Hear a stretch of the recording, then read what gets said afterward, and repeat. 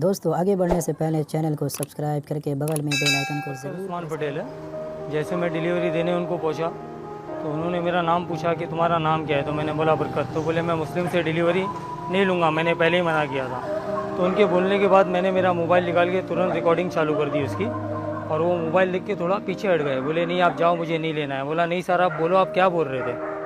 तो बोले नहीं जाओ मुझे नहीं लेना है। बोला सर आप इसके लिए नहीं ले रहे हो क्योंकि मैं मुस्लिम हूँ, आपने ऐसा बोला कि आप मुस्लिम हो इसके लिए मैं नहीं ले रहा हूँ। तो बोले हाँ मुझे नहीं चाहिए। इसके बाद क्या हुआ? उसके बाद सर मैं वहाँ से निकल गया, उनको थैंक यू बोला कि थैंक यू सर आप अपना ख्याल रखिए, और मैं निकल गया सर वहाँ से फिर मैं मेरी कंपनी में जाके सर उसको ऑर्डर वापस किया, और कंपनी में बोला कि ऐसा का ऐसा मसला आया है। तो कंपनी में बोले कस्टमर रिफ्यूज़ में फेल मारो, और बोले हम इस पर एक्शन लेंगे। हाँ, फिर सर आगे भाई के दोस्त थे इजाज़ खतीब भाई, हाँ, उनकी मदद से हम यहाँ पे आए। Police station. इजाज़ खतीब साहब ने भाई ने ये इधर पे एसपी साहब से बात की थी, और एसपी साहब ने तुरंत बोला कि यहाँ काशीमीरा चौकी पे आ जाओ, और यहाँ पे बोले एफआरआई दर्ज करो।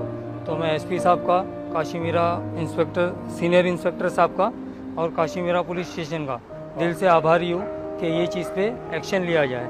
अभी सर मेरी कंपनी ने मुझे जो एरिया प्रोवाइड किया है, जैसे सर मेरा एरिया विजय बाग से शुरू होता है और चेक नाका पे ख़त्म होता है, और ये ज़्यादातर नॉन मुस्लिम एरिया है।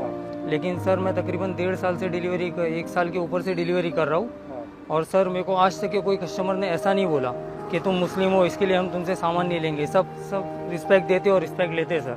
ये पहला कस्टमर है सर जिसने ऐसा बोल दिया आप मुस्लिम हो इसके लिए आपसे सामान नहीं लेंगे।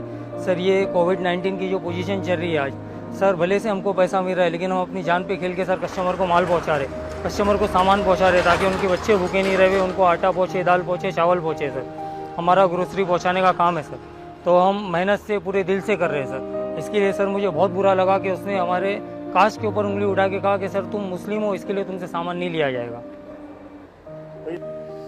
ये बात सुबह में इनके साथ ऐसा इंसिडेंट हुआ तो मेरे नॉलेज में आगे मुझे भी बुरा लगा, क्योंकि आज जो चल रहा है उसमें कास्ट तो आना नहीं चाहिए था पहली बात, क्योंकि जो भी हो हिंदू हो मुसलमान हो, ऐसे लोग हमारे को डिलीवरी जो हमारे को घर में बैठ के जो हम ऑर्डर देते हैं ये भी अपने जान पे खेल के ही आते ना। ऐसा नहीं है कि ये डिलीवरी बॉय है तो इनको कोरोना नहीं लगेगा, ठीक है, ये अपनी जान की बाजी लगा के आते। तो हमने तो आज तक जिंदगी में किसको पूछे नहीं कि तेरी जात क्या है, तेरा नाम क्या है। हम तो उसको अप्रिशिएट करते, कोई भी आया तो पहला हम घर में पूछते पानी पीएंगा क्या है, कैसा है, शरबत पीएंगा क्या, ऐसा रिस्पेक्ट देते। लेकिन ये बात सुन के और इतनी ये बात लोगों तक पहुंची कि अगर इस वक्त ये हम आके एक्शन नहीं लेते थे तो हो सकता है ये और लोग ये चीज को बढ़ावा दे सकते, क्योंकि हम देखते हैं हर जगह कुछ ना कुछ थोड़ा बहुत हिंदू मुस्लिम आज भी चलता है, भाजी वाले को देख के इसको देख के। तो ये नॉलेज में आने के बाद हमारे बड़े भाई इकबाल महाड़ी, उनसे मेरी बातचीत हुई, उनका भी फोन आया।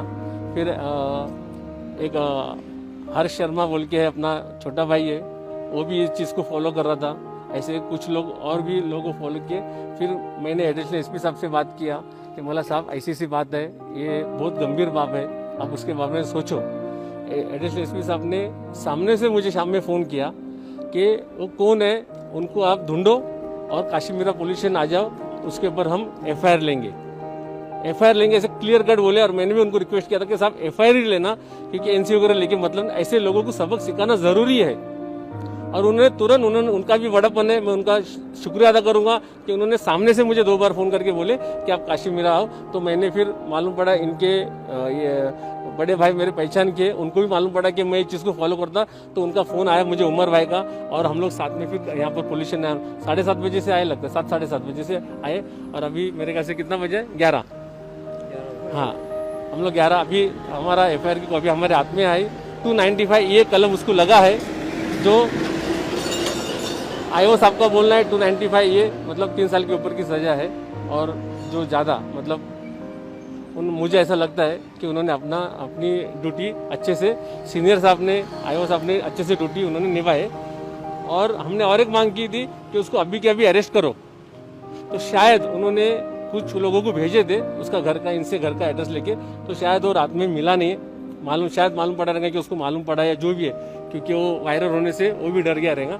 लेकिन कल जैसा वो बोले जितनी हो सके कोशिश करके कल उसको अरेस्ट करके हम जितना हो सके कठोर कार्रवाई करेंगे।